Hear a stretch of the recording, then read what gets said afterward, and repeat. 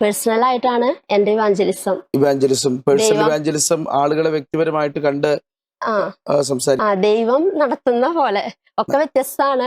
കുട്ടികൾക്ക് Bible class എടുത്തായിരുന്നു, children's ministry ഉണ്ട്. ബൈബിൾ പകർത്തി എഴുതിയിട്ടുണ്ടെന്നൊക്കെ പറഞ്ഞിട്ടുണ്ടല്ലോ, അത് എങ്ങനെയാണ്? എത്ര ഭാഷയിലേക്ക് ബൈബിൾ പകർത്തി എഴുതിയിട്ടുണ്ട്? ബൈബിൾ 3 ഭാഷയിലേക്ക്. ഏതൊക്കെ ഭാഷയിലേക്ക്? മലയാളം, ഇംഗ്ലീഷ്, ഹിന്ദി. 3 ഭാഷയിലും ഫുൾ ബൈബിൾ എഴുതി. അത് അതിശയകരമായിട്ടൊരു കാര്യമാണ്. പുളിച്ച മാവ് കൊണ്ട് അർപ്പിക്കുന്നത് എന്താണെന്നാണ് ആമോസിന്റെ പുസ്തകത്തിൽ പറയുന്നത്. ഓപ്ഷൻ എ ഹനനയാഗം, ഓപ്ഷൻ ബി സ്തോത്രയാഗം, ഓപ്ഷൻ സി സ്വമേധാർപ്പിതം, ഓപ്ഷൻ ഡി ഇവയൊന്നുമല്ല. ഏതാണ് പുളിച്ച മാവ് കൊണ്ട് അർപ്പിക്കുന്ന? At Bethel Medical Mission Hospital, every surgery is more than medicine. It's a mission of healing led by faith and expertise. ആരോഗ്യമേഖലയിൽ ഒരു മികച്ച കരിയറാണോ നിങ്ങളുടെ ലക്ഷ്യം? പഠിക്കുവാൻ ആഗ്രഹിച്ചിട്ടും നിങ്ങൾക്ക് സാധിക്കുന്നില്ലേ? എങ്കിലിതാ നിങ്ങളെ സഹായിക്കുവാൻ Bethel medical mission hospital and ഹോസ്മൻ ഹോസ്പിറ്റൽ എഡ്യൂക്കേഷണൽ ഗ്രൂപ്പ് നിങ്ങൾക്കൊപ്പം. ബഥേൽ മെഡിക്കൽ മിഷൻ നിങ്ങൾക്കായി ഒരുക്കുന്ന കോഴ്സുകൾ: physiotherapy doctor course, BSc in nursing, MSc in nursing, PBBSc, GNM, BSc OTT anaesthesia +1, അതുപോലെ ഡിഗ്രി കോഴ്സുകൾ BBA, BCom, BCA എന്നിവയാണ്. ഒരു അധ്യയന വർഷം നഷ്ടപ്പെടാതിരിക്കാനുള്ള ഈ സുവർണ അവസരം നിങ്ങൾ പാഴാക്കാതെ നിങ്ങളുടെ ലക്ഷ്യം നേടൂ. അതിനായി നിങ്ങൾ താഴെ പറയുന്ന നമ്പറിൽ ബന്ധപ്പെടുക: 8861517777. ഗുഡ് ന്യൂസ് പെന്തക്കോസ്റ്റിന്റെ മുഖശോഭ. ഓരോ ആഴ്ചയിലും ഗുഡ് ന്യൂസ് വാരിക, ഓരോ മിനിറ്റിലും ഓൺലൈൻ ഗുഡ് ന്യൂസ്, ഓരോ കാഴ്ചയിലും ഗുഡ് ന്യൂസ് ലൈവ്. വായിക്കുക, കാണുക, കേൾക്കുക. പെന്തക്കോസ്റ്റിന്റെ ചരിത്രം വിരൽത്തുമ്പിൽ. Good news. വിവാഹം അത് മാന്യവും വിശുദ്ധവുമാണ്, ദൈവവുമായുള്ള ഉടമ്പടി. തക്ക തുണ ദൈവം തരുന്ന സമ്മാനം. അത് ഗുഡ് ന്യൂസിലൂടെ ആവട്ടെ. Online good news matrimony. കൂടുതൽ വിവരങ്ങൾക്ക് 9473737226 9400520909. Bethel Medical Mission Hospital and Educational Group, Bangalore. Bible Brains. Powered by Good News Live. Bible ബ്രെയിൻസിന്റെ പുതിയ എപ്പിസോഡിലേക്ക് പ്രിയപ്പെട്ട പ്രേക്ഷകർക്ക് ഹാർദവമായ സ്വാഗതം. ബൈബിളിലെ ചോദ്യോത്തരങ്ങളിലൂടെ യാത്ര ചെയ്യാനും കൂടുതൽ ആഴത്തിൽ മനസ്സിലാക്കുവാനും ക്രിസ്തുവിൻ്റെ ദർശനം ഹൃദയത്തിൽ പതിപ്പിക്കുവാനും ഒക്കെ ഇത് കാരണമായി തീരട്ടെ എന്ന് പ്രാർത്ഥിക്കുന്നു. ഈ എപ്പിസോഡിലെ മത്സരാർത്ഥിയെ നമുക്ക് പരിചയപ്പെടാം. സ്വയം പരിചയപ്പെടുത്താമോ? പേരും സ്ഥലങ്ങളും. പേര് ലിസ സുമോദ്. സ്ഥലം പാറയമ്പാടം, തൃശ്ശൂർ ജില്ലയിലെ പാറയമ്പാടം. ഇപ്പൊ തൃശ്ശൂരിൽ നിന്ന് യാത്ര ചെയ്ത് വന്നതാണ്. നമുക്ക് തിരുവനന്തപുരത്താണ് ഷൂട്ട് നടക്കുന്നത്. അതുകൊണ്ടാണ് ഞാൻ ചോദിക്കുന്നത് എവിടെ നിന്നാണ്. അപ്പൊ തൃശ്ശൂരിൽ നിന്ന് യാത്ര ചെയ്ത് ഇവിടെ വന്ന മത്സരത്തിൽ പങ്കെടുക്കുന്നതാണ്. അപ്പം സുവിശേഷ വേലയിലാണോ? സുവിശേഷ പ്രവർത്തനങ്ങളാണ്. സുവിശേഷ പ്രവർത്തനങ്ങൾ സ്വന്തമായിട്ട് ചെയ്യുന്നതാണ്. വീട്ടിൽ ആരൊക്കെയുണ്ട്? വീട്ടിലെ ഹസ്ബൻഡ്, 2 മക്കള്. മക്കള് എന്ത് ചെയ്യുന്നു? മൂത്ത മകൻ കഴിഞ്ഞു. D.Ed, diploma in special education. ചെറിയ മോൻ CA ഫിനിഷ് ചെയ്തു. ഫൗണ്ടേഷൻ എക്സാം എഴുതിയിരിക്കുക. ഹസ്ബൻഡ് KSRTC ഡ്രൈവിംഗ് സ്കൂളിൽ ഇൻസ്ട്രക്ടറായിട്ട് വർക്ക് ചെയ്യുന്നു. ഓക്കെ. അപ്പം തൃശ്ശൂരില് എവിടെയാണ്, ഏത് പ്രസ്ഥാനമായിട്ട് ചേർന്നാണ് ദൈവവേല ചെയ്യുന്നത്? അപ്പോസിറ്റ് ചർച്ച് ഓഫ് ഗോഡ് ആണ് ഞങ്ങളുടെ ചർച്ച്. ഒരു സ്വതന്ത്ര ചർച്ചാണ്. പേഴ്സണൽ ആയിട്ടാണ് എന്റെ ഇവാഞ്ചലിസം. പേഴ്സണൽ ഇവാഞ്ചലിസം ആളുകളെ വ്യക്തിപരമായിട്ട് കണ്ട് സംസാരിക്കുക. അല്ല, ശുശ്രൂഷകൾക്കൊക്കെ ആയിട്ട് കടന്നു പോകാറുണ്ടോ? ചെറിയ രീതിയിൽ. ഓക്കെ. അപ്പൊ ആളുകളെ കൂടുതൽ കണ്ട് സംസാരിക്കുകയാണ്. ദൈവം നടത്തുന്ന പോലെ ഒക്കെ വ്യത്യസ്തമാണ്. കുട്ടികൾക്ക് ബൈബിൾ ക്ലാസ് എടുത്തായിരുന്നു, ചിൽഡ്രൻസ് മിനിസ്ട്രി ഉണ്ട്, പിന്നെ സൺഡേ സ്കൂൾ പ്രവർത്തനങ്ങള്, പിന്നെ വനിതാ സമാജത്തിലെ അവരുടെ മീറ്റിങ്ങുകൾക്കൊക്കെ കടന്നുപോയി ദൈവവചനം പറയാറുണ്ട്. അങ്ങനെ ദൈവം നടത്തുന്ന രീതിയിൽ മുന്നോട്ട് പോകുന്നു. അപ്പൊ എന്തുകൊണ്ടാണ് ബൈബിൾ ക്വിസ് മത്സരത്തിലൊന്നും പങ്കെടുക്കാവുന്നൊരു താല്പര്യം ഉണ്ടായേ? അത് ഇങ്ങനത്തെ പ്രോഗ്രാം സ്പെഷ്യൽ ആയിട്ടല്ലേ നമ്മുടെ ക്രിസ്ത്യൻസിന്റെ ഇടയില് അത് ദൈവനാമഹത്വത്തിനായിട്ട് സ്ക്രീനിലൂടെ ഇപ്പോഴത്തെ കാലഘട്ടത്തിൽ നമ്മൾ നോക്കുകയാണെങ്കിൽ സോഷ്യൽ മീഡിയാസ് ഒക്കെ വളരെയധികം പുരോഗതി പ്രാപിച്ചിരിക്കുന്ന ഒരു കാലഘട്ടം. ആളുകൾ കൂടുതൽ അതിനെ ആശ്രയിക്കുന്നു. അപ്പൊ സുവിശേഷ പ്രവർത്തനത്തിന്റെ ഒരു ഭാഗമായിട്ട് ഇതിൽ പങ്കെടുക്കാൻ വേണ്ടിയിട്ടാണ് ഞാൻ വന്നത്. എങ്ങനെയാണ് ബൈബിളിനെ കൂടുതൽ അറിവ് ആർജിക്കാൻ കഴിഞ്ഞത്? ബൈബിളിലേക്ക് കൂടുതൽ മനസ്സിലാക്കാൻ കഴിഞ്ഞത് എങ്ങനെയാണ്? എനിക്ക് ബോധ്യമുണ്ട് എന്നൊരു ചിന്തയിലേക്ക് വന്നത്. ബോധ്യമുണ്ട് എന്ന് വെച്ചാൽ ഈ പ്രോഗ്രാമിൽ പങ്കെടുക്കുമ്പോ അത് നമുക്ക് എങ്ങനെ ആകുമെന്ന് എനിക്കറിയില്ല. പക്ഷെ ദൈവവചനം ചെറുപ്പം മുതലേ എനിക്ക് നല്ല താല്പര്യമായിരുന്നു. എന്റെ മമ്മിയൊക്കെ പറഞ്ഞ് അങ്ങനെ വായിച്ച് നമ്മുടെ എല്ലാ കാര്യത്തിനും ദൈവത്തിന്റെ വചനാണ് ആശ്രയം ഇതുവരെ. അപ്പൊ അതിനോടുള്ള ഒരു ഇഷ്ടം, സ്നേഹം, അതിന്റെ ഭാഗമായിട്ട് വന്നത്. അപ്പം ബൈബിൾ പകർത്തി എഴുതിയിട്ടുണ്ടെന്നൊക്കെ പറഞ്ഞിട്ടുണ്ട്. അത് എങ്ങനെയാണ്? എത്ര ഭാഷയിലേക്ക് ബൈബിൾ പകർത്തി എഴുതിയിട്ടുണ്ട്? ബൈബിൾ 3 ഭാഷയിലേക്ക്. ഏതൊക്കെ ഭാഷയിലേക്ക്? മലയാളം, ഇംഗ്ലീഷ്, ഹിന്ദി. അത് കൈയെഴുത്ത് പ്രതി, കൈകൊണ്ട് ബൈബിള് നോക്കി എഴുതി. അപ്പൊ അത് ഒരുപാട് പേപ്പർ വരില്ലേ? അത് ബൈൻഡ് ചെയ്ത് സൂക്ഷിച്ചിട്ടുണ്ടോ? ഉണ്ട്, ബൈൻഡ് ചെയ്ത് സൂക്ഷിച്ചിട്ടുണ്ട്. തൂക്കി നോക്കിയിട്ടുണ്ടോ എത്ര കിലോ ഉണ്ടെന്ന്?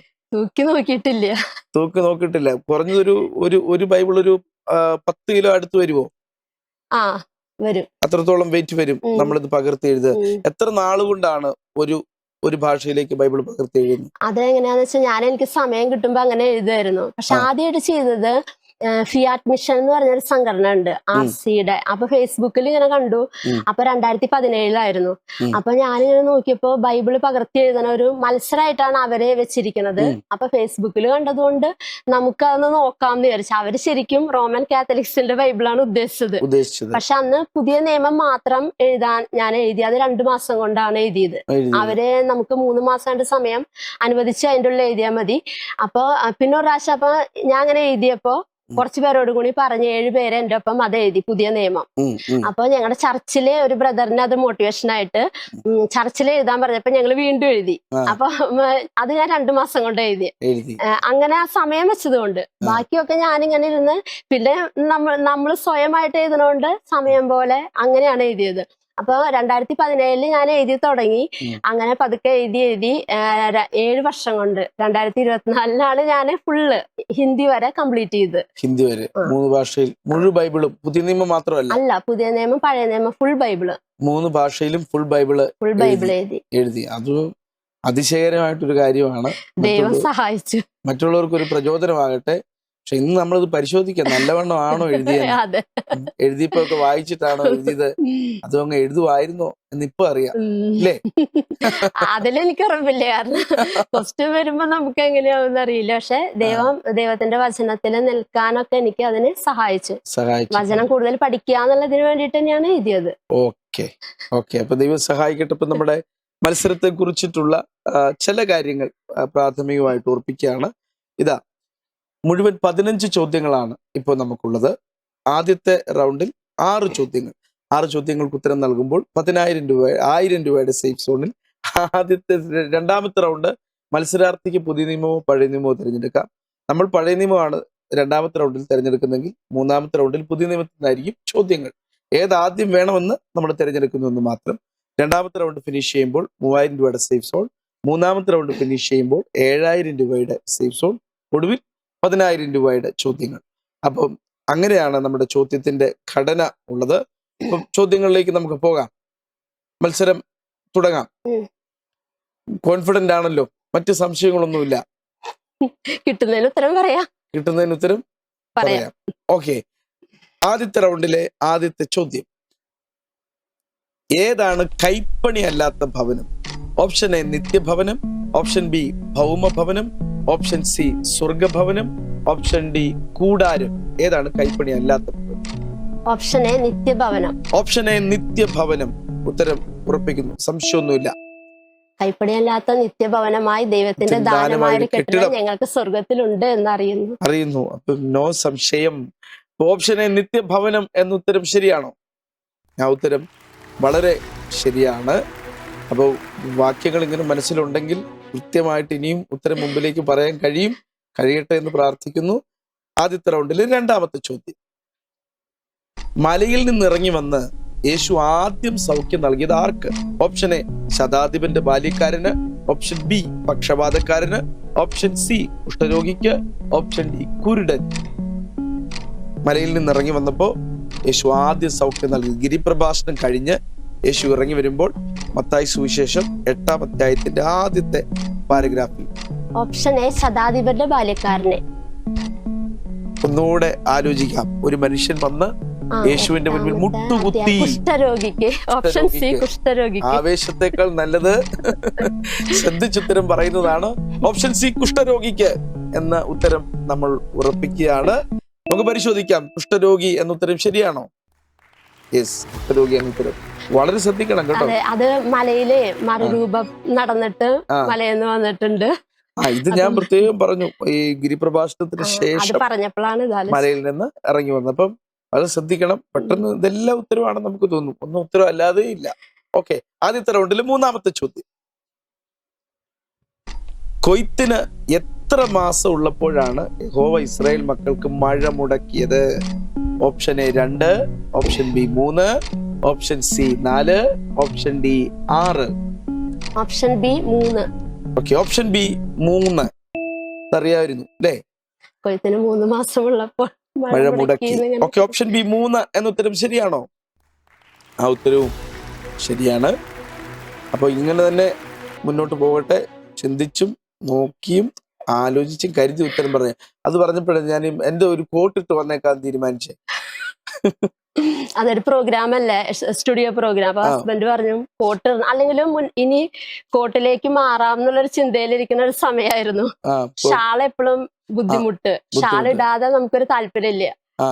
അപ്പൊ അതുകൊണ്ട് കോട്ടിലേക്ക് മാറാം എന്നുള്ള രീതിയായിരിക്കുന്ന സമയത്താണ് ഈ പ്രോഗ്രാം ഇങ്ങനെ കണ്ടപ്പോ പിന്നെ ഹസ്ബൻഡ് കുറെ പറയണം. അതുകൊണ്ട് നല്ല കാര്യം. കോട്ടിടുമ്പോ എനിക്കൊരു എതിരാളിയായി. അപ്പൊ കോട്ടിട്ട് ഞാൻ കോട്ടിട്ടിരിക്കുമല്ലേ. അപ്പൊ ഇവിടുന്ന് കോട്ടിട്ട് വരുമ്പോ ഞാൻ ഈ പ്രോഗ്രാമിൽ മാത്രമേ കോട്ടിടാറുള്ളൂ. അപ്പം എനിക്കൊരു എതിരാളി എന്ന നിലയിൽ തന്നെ ഞാൻ നോക്കുകയാണ്. നമുക്ക് നോക്കാം എങ്ങനെ നമുക്ക് മത്സരിക്കുന്നു എന്നുള്ളത്. ഈ റൗണ്ടിലെ അടുത്ത ചോദ്യം.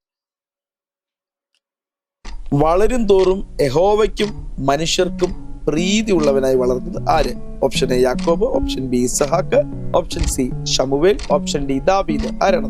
ഓപ്ഷൻ സി ശമൂവേൽ. ഓപ്ഷൻ സി ശമൂവേൽ എന്ന ഉത്തരം ഉറപ്പിക്കുന്നു. സംശയമില്ല, ദൈവത്തിന് മനുഷ്യർക്കും പ്രീതിയുള്ളവനായി ശമൂവേൽ ബാലൻ വളർന്നു. ആ ഉത്തരം ശരിയാണ്. ഓപ്ഷൻ സി ശമൂവേൽ. ആ ഉത്തരവും ശരിയാണ്. നമ്മൾ അടുത്ത ചോദ്യത്തിലേക്ക് പോകുമ്പോൾ ശ്രദ്ധിച്ച് പറയണം കേട്ടോ. പെട്ടെന്ന് അതിനകത്ത് മറ്റു പേരുകളുണ്ടോ, സമാനത ഉണ്ടോ എന്നൊക്കെ ശ്രദ്ധിച്ചോണം. ഓക്കെ, ഈ റൗണ്ടിലെ 5-ാമത്തെ ചോദ്യം. അവൻ കപ്പൽ തുറമുഖത്ത് പാർക്കും. ആര്? Option A Dan, option B Gad, option C ഷിമയോൻ, ഓപ്ഷൻ ഡി സെബുലൂൻ. ആരാണ്? Option D Zebulun. ഉറപ്പ്? Okay, option D Zebulun. ഉത്തരം ഉറപ്പിക്കുകയാണ്.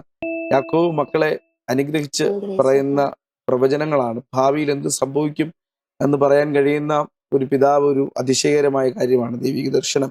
നമുക്ക് നോക്കാം. Option D Zebulun. ആ ഉത്തരം ശരിയാണോ? ആ ഉത്തരവും ശരിയാണ്.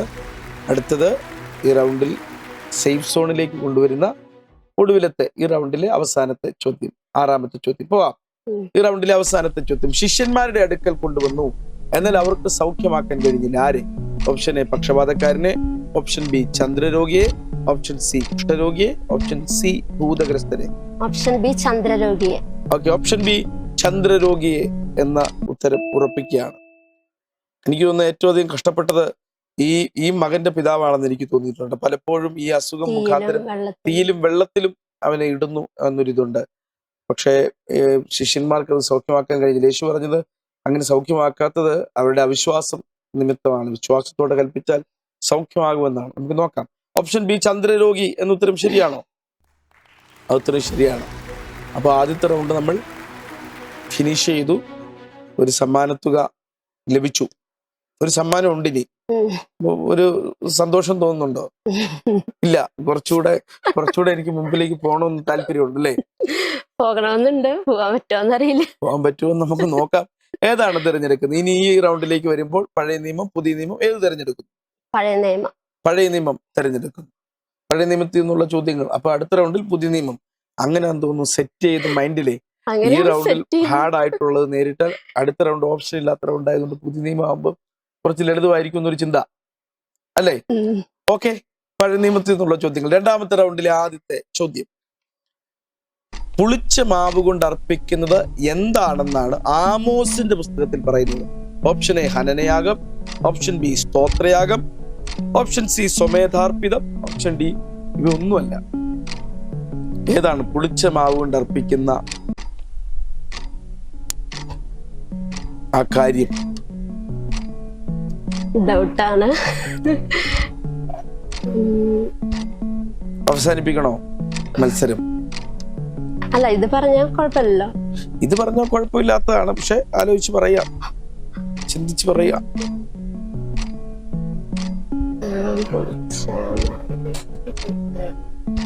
Option A ഹനനയാഗം.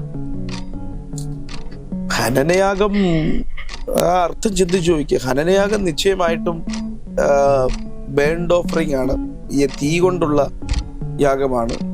വെളിച്ചമാവ് ഏതായാലും തീ കൊണ്ടുള്ളൊരു യാഗം ആയിരിക്കില്ല. അതിന്റെ അർത്ഥം കൂടെ ഒന്ന് ആലോചിച്ചു നോക്കി. അങ്ങനെയാകുമ്പോ ബി സ്തോത്രയാഗം ആയിരിക്കും. സ്തോത്രയാഗമായിരിക്കും. ഓക്കെ, അതുമായിട്ട് മുന്നോട്ട് പോകണോ? പോകാം എന്തായാലും. ഓക്കെ, ഓപ്ഷൻ ബി സ്തോത്രയാഗം ഇത്തരം നമുക്ക് ഉറപ്പിക്കാം. ഹനനയാഗം എപ്പോഴും തീ കൊണ്ടുള്ളതാണ്. വെളിച്ചമാവ് സമാധാർപ്പിതമായിരിക്കാം, വെളിച്ചമാവ് കൊണ്ട് അർപ്പിക്കുന്നത് ഇവയൊന്നും അല്ല എന്നുള്ളതും ഉത്തരവായിരിക്കാം. ഏതായാലും നമ്മളൊരു ഇതിലാണ് നിൽക്കുന്നത്. ഒരു സമ്മാനത്തുകയുണ്ട്. അപ്പൊ അതിനകത്ത് സന്തോഷമുള്ള കാര്യമാണ്, സമ്മാനത്തുകയുണ്ട്. തെറ്റിപ്പോയാലും സാരമില്ലെന്ന് പറഞ്ഞേ പോകാം. ഓക്കെ, ഓപ്ഷൻ ബി സ്തോത്രയാഗം എന്ന ഉത്തരം ശരിയാണോ? ആ ഉത്തരം ശരിയാണ്. അപ്പം മുമ്പിലേക്ക് ശ്രദ്ധിച്ച് ഉത്തരങ്ങൾ പറയുക, വളരെ ശ്രദ്ധയോടെ. അല്പം കോംപ്ലിക്കേറ്റഡ് ആണ്, കാരണം നമ്മൾ പുസ്തകം തന്നുകൊണ്ട്. ഇതാ 8ാമത്തെ ചോദ്യം. കൈനിലയുടെ നടുവിൽ, ഒറ്റ വാക്കാണ്, കൈനിലയുടെ നടുവിൽ കിടന്നുറങ്ങിയത് ആര്? ഓപ്ഷൻ എ ദാവീദ്, ഓപ്ഷൻ ബി യോവാബ്, ഓപ്ഷൻ സി ശൗൽ, ഓപ്ഷൻ ഡി അബ്നേർ. ആരാണ്? ഓപ്ഷൻ സി ശൗൽ. ഓപ്ഷൻ സി ശൗൽ. ഉറപ്പിക്കാം, സംശയമില്ല. വായിച്ച അത് എഴുതി ഇപ്പൊ ശ്രദ്ധിച്ചെന്ന് തോന്നുന്നു. ഓക്കെ, ഓപ്ഷൻ സി ശൗൽ എന്ന ഉത്തരം ശരിയാണോ? ആ ഉത്തരം ശരിയാണ്. കൈനിലയുടെ നടുവിൽ കിടന്നുറങ്ങിയത് ശൗലാണ്. അടുത്ത ചോദ്യത്തിലേക്ക് നമ്മൾ പോകുന്നു. ഈ റൗണ്ടിലെ ഇനി ഒരു കാര്യം പറയാനുള്ളത്, ഉത്തരം അറിയില്ലെങ്കിൽ നമുക്ക് അവസാനിപ്പിച്ചാൽ നമുക്ക് ഈ സമ്മാനത്തുക, ഇപ്പൊ 2000 രൂപ ആ സമ്മാനത്തുകയുണ്ട്, അത് നമുക്ക് അവസാനിപ്പിക്കാം. ഉത്തരം അറിയില്ലെങ്കിൽ നമ്മളൊരു പരിശ്രമത്തിന് വേണ്ടി ഇനി നിൽക്കണ്ട. ഓക്കെ, 2ാമത്തെ റൗണ്ടിൽ 3ാമത്തെ ചോദ്യം.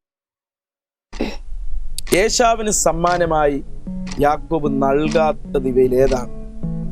200 കോലാട്, 200 ചെമ്മരിയാട്, 10 കാള, 300 ഒട്ടകം. ഏശാവിന് സമ്മാനമായി യാക്കോബ് നൽകാത്തത് ഏതാണ്?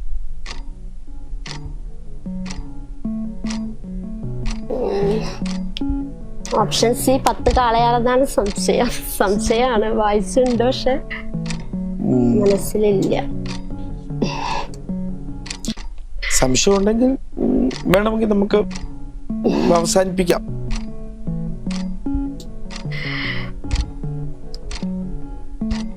എന്ത് ചിന്തിക്കുന്നു?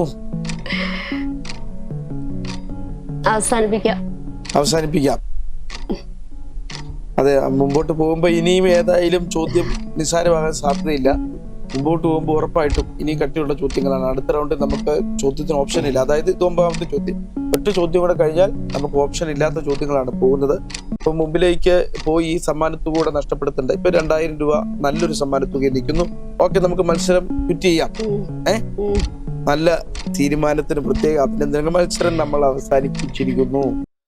ഏതായാലും ഇങ്ങനെ ഒരാളെ ഇത്രയും ഭാഷയിലേക്ക് ബൈബിൾ പകർത്തി എഴുതിയ ഒരാളൊരു അത്ഭുതം തന്നെയാണ്. മലയാളത്തിലേക്കൊക്കെ എഴുതിയ ആളുകളുണ്ട്. ഞാൻ പറഞ്ഞ പോലെ ഈ എനിക്ക് തോന്നുന്നു റോമൻ കത്തോലിക്ക വിഭാഗത്തിൽ ബൈബിൾ പകർത്തി എഴുതുന്ന ഒരുപാട് ആളുകളുണ്ട്. ഒരു നേർച്ച എന്നതുപോലെ. അപ്പോഴാണ് അങ്ങനെ എഴുതാൻ പറ്റുന്നുണ്ടല്ലേന്ന് ചിന്തിച്ചത്. നമ്മുടെ ഇവിടെ ഒന്നും അങ്ങനെ കേട്ടിട്ടില്ല. അപ്പൊ അവിടെ കുറെ പേര് അവർ എഴുതിയിട്ടുണ്ട്.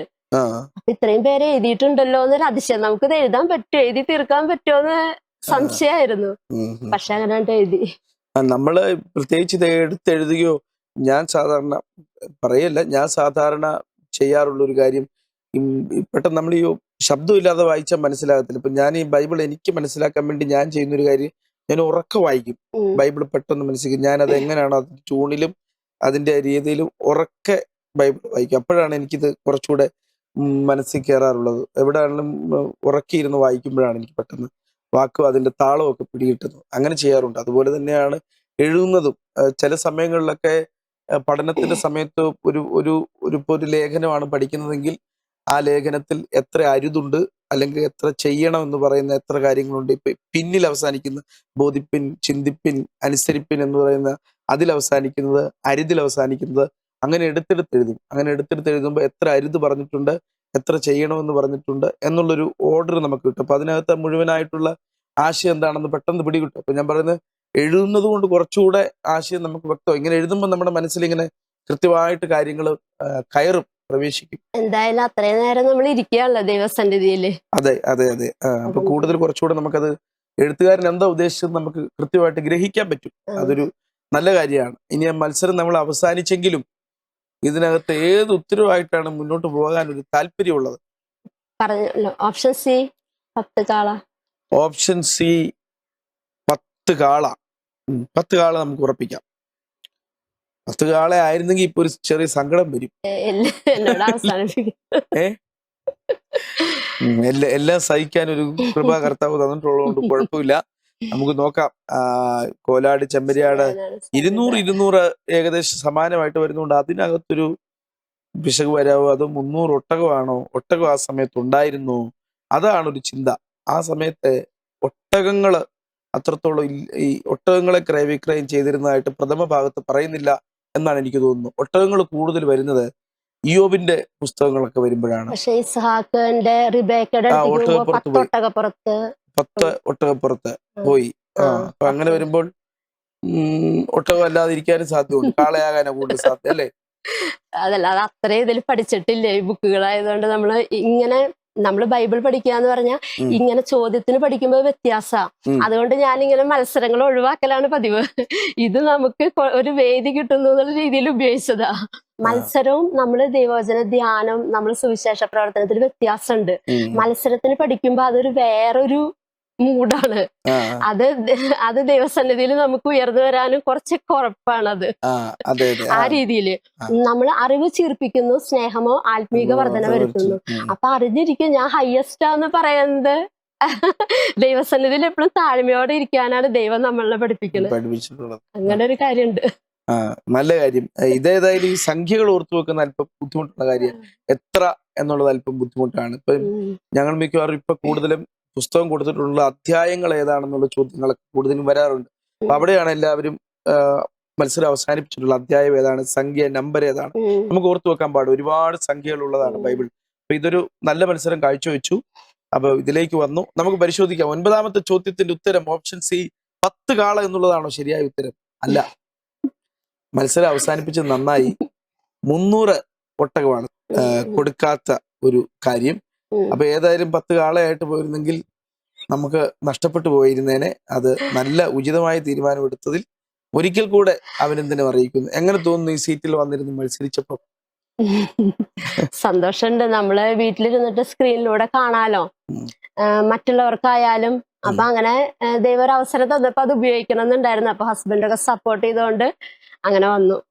ഓക്കെ, വളരെ പ്രതീക്ഷയോടെ ഇത് കാത്തിരിക്കുകയും മത്സരിക്കാൻ താല്പര്യപ്പെടുകയും വളരെ കഷ്ടപ്പെട്ട് ദീർഘദൂര യാത്ര ചെയ്താണ് മത്സരത്തിൽ പങ്കെടുക്കുന്നത്. അതൊരു സമ്മാനത്തിന് വേണ്ടിയിട്ടല്ല, ഒരു വേദിയിൽ പങ്കെടുക്കുക എന്നുള്ളത് വളരെ സന്തോഷാർഹമായിട്ടുള്ള ഒരു കാര്യമാണ്. പിന്നെ ആദ്യം പുസ്തകങ്ങൾ ഉണ്ടായിരുന്നില്ലല്ലോ, ജസ്റ്റ് ഒന്ന് നമ്മള് പിന്നെ പുസ്തകം വന്നത് കൊണ്ട് മാറ്റണ്ടെന്നുള്ള രീതിയിൽ പങ്കെടുക്കാന്ന് വെച്ച്. ഓക്കെ, ഇപ്പൊ പുസ്തകം നമ്മൾ കൊണ്ടുവന്നതിന്റെ ഒരു പ്രധാനപ്പെട്ട കാരണം എന്ന് പറഞ്ഞാൽ നമ്മൾ ഇതിനു മുമ്പ് ആളുകളെ കുറച്ചുകൂടെ മിഷൻ ചരിത്രം ബോധ്യപ്പെടുത്തണം എന്നുള്ളൊരു നിലയിലാണ്, മിഷൻ ഹിസ്റ്ററിയും മറ്റു മതങ്ങളെ കുറിച്ച് ഒരു ബോധ്യം ഉണ്ടാകട്ടെ എന്നുള്ള നിലയിലാണ് ആ കാര്യങ്ങൾ നമ്മൾ ഉൾപ്പെടുത്തിയിരുന്നത്.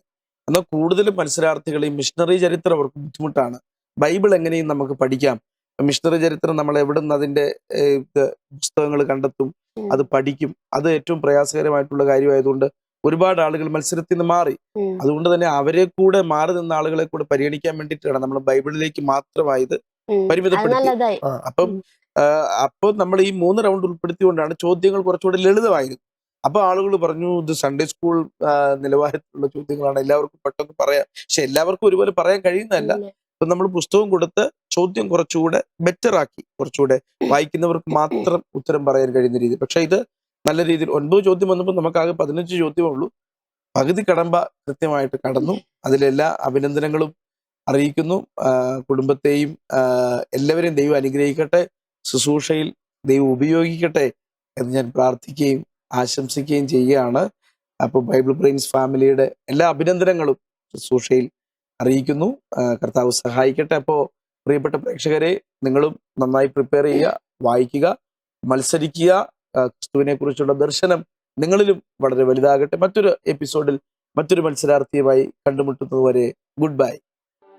At Bethel Medical Mission Hospital, every surgery is more than medicine. It's a mission of healing led by faith and expertise. ആരോഗ്യമേഖലയിൽ ഒരു മികച്ച കരിയറാണോ നിങ്ങളുടെ ലക്ഷ്യം? പഠിക്കുവാൻ ആഗ്രഹിച്ചിട്ടും നിങ്ങൾക്ക് സാധിക്കുന്നില്ലേ? എങ്കിലിതാ നിങ്ങളെ സഹായിക്കുവാൻ Bethel medical mission hospital and ഹോസ്മൻ ഹോസ്പിറ്റൽ എഡ്യൂക്കേഷണൽ ഗ്രൂപ്പ് നിങ്ങൾക്കൊപ്പം. ബദേൽ മെഡിക്കൽ മിഷൻ നിങ്ങൾക്കായി ഒരുക്കുന്ന കോഴ്സുകൾ: physiotherapy doctor course, BSc in nursing, MSc in nursing, PBBSc, GNM, BSc OTT anaesthesia, +1, അതുപോലെ ഡിഗ്രി കോഴ്സുകൾ BBA, BCom, BCA എന്നിവയാണ്. ഒരു അധ്യയന വർഷം നഷ്ടപ്പെടാതിരിക്കാനുള്ള ഈ സുവർണ അവസരം നിങ്ങൾ പാഴാക്കാതെ നിങ്ങളുടെ ലക്ഷ്യം നേടൂ. അതിനായി നിങ്ങൾ താഴെ പറയുന്ന നമ്പറിൽ ബന്ധപ്പെടുക: 8861517777. ഗുഡ് ന്യൂസ് പെന്തക്കോസ്റ്റിന്റെ മുഖശോഭ. ഓരോ ആഴ്ചയിലും ഗുഡ് ന്യൂസ് വാരിക, ഓരോ മിനിറ്റിലും ഓൺലൈൻ ഗുഡ് ന്യൂസ്, ഓരോ കാഴ്ചയിലും ഗുഡ് ന്യൂസ് ലൈവ്. വായിക്കുക, കാണുക, കേൾക്കുക. പെന്തക്കോസ്റ്റിന്റെ ചരിത്രം വിരൽത്തുമ്പിൽ. Good news.